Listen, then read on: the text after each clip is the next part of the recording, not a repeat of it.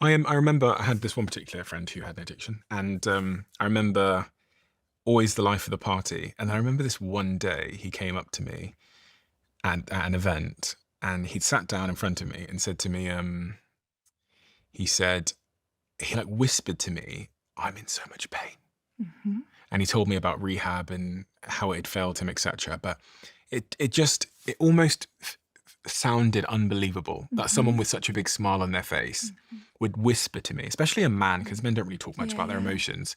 "I'm in so much pain." Mhm. And then funnily, I then see how the world treats that individual, him having whispered that to me one Yeah. day, and Yeah.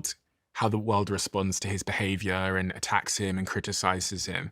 But I was privy to the whisper. Yeah.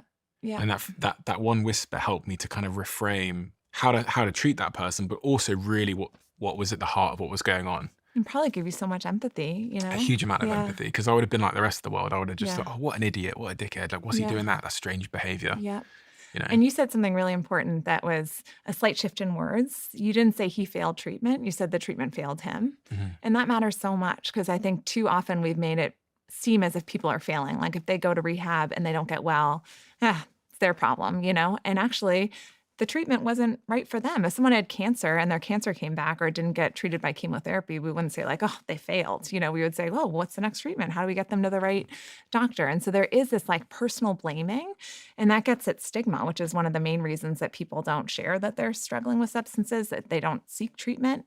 And so we have tremendous stigma towards drug and alcohol addiction. It's one of the most stigmatized kind of social conditions globally. And so, of course, then if you're a person who starts to think, like, oh, maybe I do have a problem, like maybe my alcohol use is getting in the way of things, it's really hard to then say anything because you worry that you're going to be judged, you're going to be labeled, you're going to be misunderstood. In some cases, terrible things could happen to you. You might get your children taken away by child welfare. You could lose your housing or lose your job. And so that stigma has like played into this terrible cycle where people have to whisper it to someone. It shows how much he trusted you to even be able to say honestly what he was going through because there's so much stigma about the condition itself.